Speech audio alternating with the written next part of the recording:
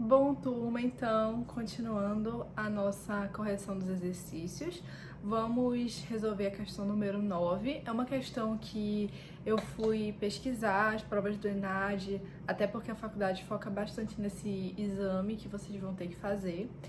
E fui procurar alguma questão que envolvesse a parte do processo constitucional e encontrei essa questão na prova de 2015, que falava sobre uma situação que a gente vai ver agora e exatamente aquilo que a gente está estudando na nossa matéria, por isso quis colocar na nossa ficha de revisão, para a gente ver como a gente evoluiu no conteúdo, como vocês já seriam capazes de responder com muita tranquilidade, com muita facilidade, com segurança, uma questão dessa, que é uma questão difícil, uma questão complexa, que exige aí que exige o conhecimento de vocês sobre essa determinada matéria. É um texto grande, a gente vai ler e vai conversar um pouco sobre ele. Vocês vão ver como, às vezes, uma questão que tem um texto grande parece difícil, mas que diante de tudo que vocês já estudaram, ela é uma questão super tranquila para você resolver. Então vamos lá.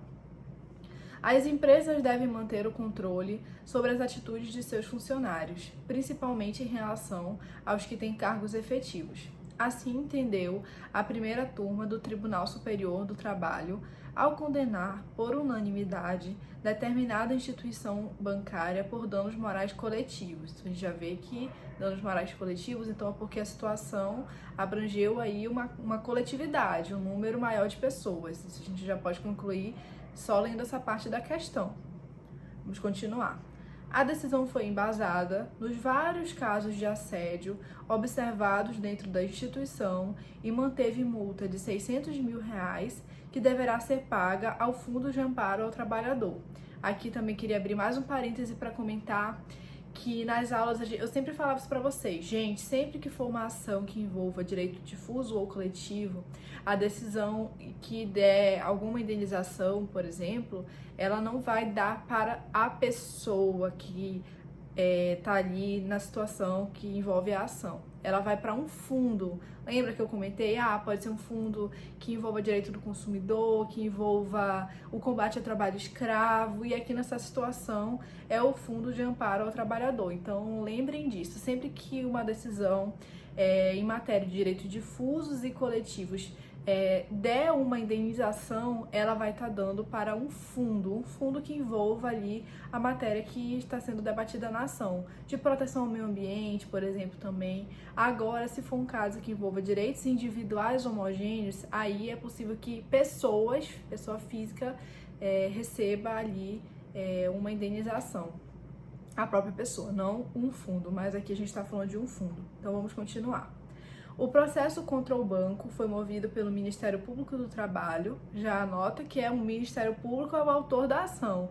Então, por exemplo, se o Ministério Público, o processo foi movido pelo Ministério Público do Trabalho, você já sabe que não foi um cidadão. Então, já cortaria ali se tivesse nas alternativas, que eu tô vendo aqui que não tem, mas se tivesse ação popular, você já cortaria ali a ação popular, porque quem moveu a ação é o Ministério Público. A gente viu que tem até ali uma situação que o MP pode ser autor da ação popular, caso o cidadão desista, e aí nenhum outro cidadão queira, e o Ministério Público pode assumir, mas nesse caso a questão fala que quem moveu a ação foi movida pelo Ministério Público do Trabalho. O processo contra o banco foi movido pelo Ministério Público do Trabalho. Então você já sabe que quem foi o autor da ação foi o Ministério Público do Trabalho. Bora continuar. Após o recebimento de denúncia referente ao comportamento abusivo de uma gerente de suas unidades. Na ação, o MPT afirmou que o problema era abrangente, alcançando diversas unidades pelo país e que o banco não estaria adotando providências eficazes para combatê-lo. A situação descrita refere-se a que instrumento processual movida pelo Ministério Público do Trabalho contra a instituição bancária. Bom, turma, aqui a gente está diante de uma situação que envolve uma coletividade grande, são todas as unidades aqui que ele fala, diversas unidades do banco pelo país estão ali sofrendo um tratamento abusivo por parte dos gerentes.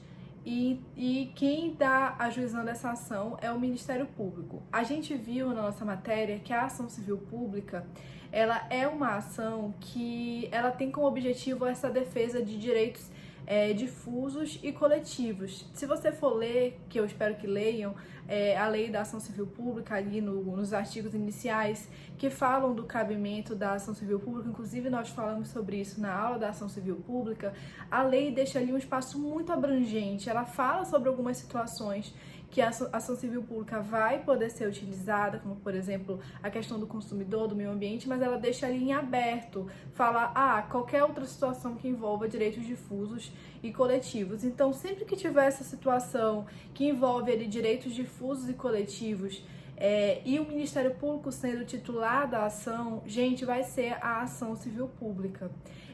Pode ser caso de meio ambiente de trabalho, de um comportamento abusivo de uma empresa, por exemplo, como é o caso dessa ação. Como eu falei para vocês, o caso de trabalho escravo contemporâneo, mencionei o exemplo da extração da piaçaba aqui no interior do estado do Amazonas, não sei se alguém conhece já essa situação, mas foi um caso que o Ministério Público foi muito atuante no combate ali ao trabalho escravo contemporâneo. Então, sempre que a questão falar do Ministério Público defendendo algum direito difuso ou coletivo, a ação vai ser a ação civil pública. E aqui a questão deixou bem claro que essa é a resposta correta, a ação civil pública. Não teria como ser outra ação. Titularidade do Ministério Público, defesa de direitos difusos e coletivos, principalmente relacionado ali a questões trabalhistas. Então, resposta, ação civil pública. Bora lá para a questão número 10.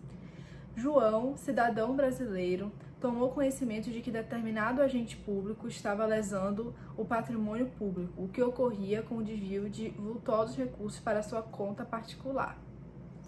Com o objetivo de responsabilizar o agente público, de modo que ele fosse obrigado a devolver os valores desviados, João, por intermédio de seu advogado, poderia ajuizar. Bom, gente, aqui a gente viu uma situação que fala aí de um cidadão visando anular um ato que está causando dano ao patrimônio público. Que ato é esse?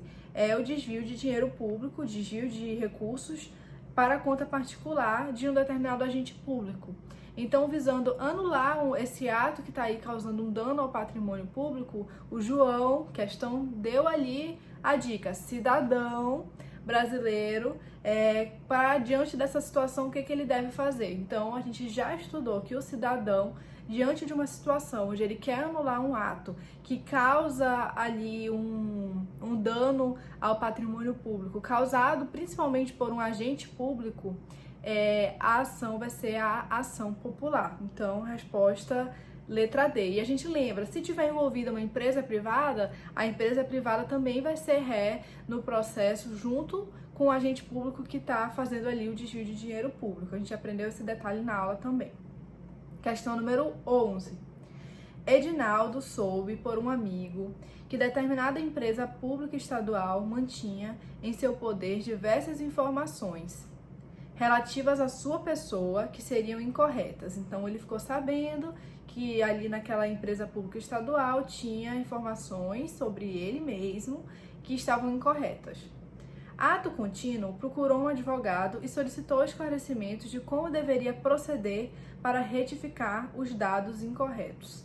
Gente, retificação de dados só pode ser habeas data, um dado sobre a própria pessoa. É exatamente essa a função do habeas data. Então, você ia ficar ali entre D e E. E aí, a parte que ia finalizar a questão para você acertar é você lembrar que para ele ajuizar o habeas data, ele deve primeiro ter que ter procurado o órgão administrativo. Diante da negativa do órgão ou da falta de resposta do órgão, é que ele vai poder propor o habeas data. Então, se ele nem procurou o órgão, ele não pode diretamente ingressar na justiça. Ele deve primeiro propor o órgão administrativo, depois que não deu certo, aí é que ele deve ingressar na justiça. Então, essa informação que você já sabe, ela ia resolver a questão. Então, a resposta ia ficar a letra D.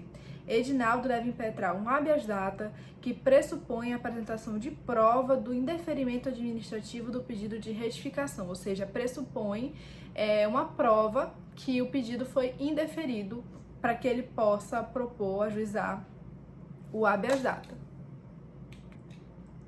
Agora, turma, para finalizar a nossa ficha de revisão, questão número 12, sobre aquele assunto de princípios processuais e princípios da tutela de urgência que nós estudamos. A Constituição Federal, em seu artigo 5º, determina que aos litigantes em processo judicial ou administrativo e aos acusados em geral são assegurados o contraditório e ampla defesa com os meios e recursos a ela inerentes. A questão tratava aqui do princípio do contraditório, então falava: sobre o princípio do contraditório, assinale a alternativa incorreta. A questão aqui pedia a incorreta. Lembrem daquilo que eu falei para vocês prestarem atenção sempre nesses detalhes. A. O princípio do contraditório é formado por dois elementos, quais sejam informação mais possibilidade de reação.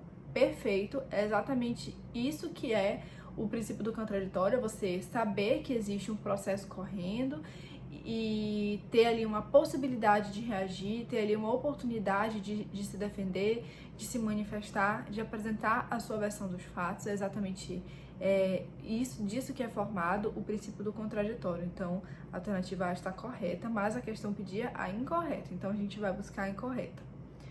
B. Em virtude do princípio do contraditório, não se proferirá a decisão contra uma das partes sem que ela seja previamente ouvida. Perfeito também. Então, eu não posso proferir uma decisão contra uma das partes sem que eu tenha dado a ela a oportunidade de se manifestar, de falar, de dar a sua versão dos fatos, de informar o juízo, de apresentar suas provas.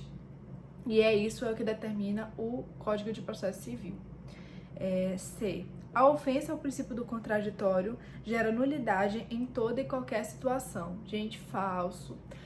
Como regra, os princípios eles não são absolutos, e em relação ao contraditório não é diferente. Então, eu comentei com vocês algumas situações, alguns exemplos que o princípio do contraditório, mesmo ele não sendo aplicado, garantido, ele não vai gerar nulidade. Eu vou relembrar um desses exemplos para que vocês não esqueçam. Então, por exemplo, eu ajuizo uma ação contra uma pessoa, inventei uma situação, fui ali, agi ali de má fé, e na hora de intimar aquela pessoa para se manifestar, o Poder Judiciário intimou uma pessoa que tem o mesmo nome daquela pessoa, por exemplo, Maria da Silva, intimou outra Maria da Silva, e aí ela não se manifestou no processo, foi revel, e ao final, na sentença, o juiz julgou improcedente os meus pedidos, que eu não provei, que eu estava ali inventando fatos que não eram verdadeiros, e julgou improcedente meu pedido. Então, mesmo sem se manifestar no processo, porque não foi intimada, a Maria da Silva saiu vitoriosa. Então, não teria por que ela ir lá e buscar a anulação daquele processo para retornar à estaca zero, ela se manifestar, já que ao final ela já tinha conseguido o objetivo, que era sair vitoriosa naquela demanda. Então, diante dessa situação, por exemplo, não teria por que gerar uma nulidade do processo, por mais que o princípio do contraditório não tenha sido garantido. Então, gente, quem fala isso é um doutrinador chamado Daniel Assunção, processual da área de processo civil, processualista, um autor que eu gosto muito de estudar. E eu concordei com essa teoria dele, com essa tese, que seria, até para fins de economia processual, não teria ali um objetivo, um motivo para eu precisar anular todo o processo se a pessoa já saiu vitoriosa na demanda. Então, isso é um dos motivos pelos quais o princípio do contraditório ele não é considerado um princípio absoluto. Então, ele não vai gerar nulidade em toda e qualquer situação. Por isso que a alternativa letra C é incorreta, e ela é a alternativa que você deve marcar, porque a questão pede a alternativa incorreta. Então, resposta da 12, letra C. Mas vamos ler as outras. D. Com base no princípio do contraditório, o juiz não pode decidir, em grau algum de jurisdição, com base em fundamento a respeito do qual não tenha se dado às partes oportunidade de se manifestar, ainda que se trate de matéria sobre a qual deva decidir de ofício. Gente, perfeito também, é o que diz o nosso Código de Processo Civil, que o juiz ele não pode decidir sem que ele tenha dado às partes a oportunidade de se manifestar. Ainda que seja uma matéria que ele devesse decidir de ofício, ele tem que dar às partes a oportunidade de se manifestar sobre essa determinada matéria. E letra E, a informação exigida pelo princípio do contraditório é naturalmente associada à necessidade de a parte ter conhecimento de que está ocorrendo no processo, do que está ocorrendo no processo, para que possa se posicionar positiva ou negativamente a respeito. Perfeito também, gente, alternativa correta, a letra E. Uma das vertentes do princípio do contraditório é exatamente essa, que a parte tem o direito de ter conhecimento daquilo que está ocorrendo no processo, para que ela possa se manifestar da forma como ela deseja, positiva ou negativamente, sobre uma determinada situação. Então, como a questão número 12 ela pedia a incorreta é a letra C, que falava que a ofensa ao princípio do contraditório gera nulidade em toda e qualquer situação, e a gente viu que existem situações que não vai gerar nulidade no processo. Bom, turma, é isso. Espero que tenha sido proveitosa essa revisão para vocês. Se ainda restou qualquer dúvida, eu fico no aguardo. Eu fico muito feliz que vocês me pediram esses exercícios, então eu recebi mensagem de várias pessoas perguntando: professora, e a ficha de exercícios para a prova vai ter? E teve, né? Não poder deixar de fazer, até porque comprovadamente, cientificamente, essa é uma das melhores formas de assimilar o conteúdo, resolvendo questões, é uma das melhores formas de você memorizar, você vê ali uma situação que tá aquela matéria que você leu, que você estudou, ajuda você a fixar melhor. E eu tenho plena convicção de que eu só fui aprovada no exame do OAB porque eu respondi muitas questões, gente. Na véspera da prova eu só respondia questões, e isso ajuda demais a gente a fixar o conteúdo. Eu tenho certeza que vai ajudar vocês demais também a não esquecer nunca o conteúdo que a gente está aprendendo aqui nessa aula. Eu tenho certeza que se você assistiu essas aulas de coração aberto, você conseguiu aprender, conseguiu filtrar ali tudo que era importante, assimilar tudo que era importante. E através dessas questões, releia a ficha de exercícios agora, depois que você já assistiu a aula de correção. Você vai ver o quanto que você aprendeu, quantidade de dúvida que você podia ter, que você tirou. E se ainda restou dúvidas, eu peço que você me procure, que eu estou aqui à disposição para tirar todas as dúvidas de vocês. Então, até a próxima aula. Tchau!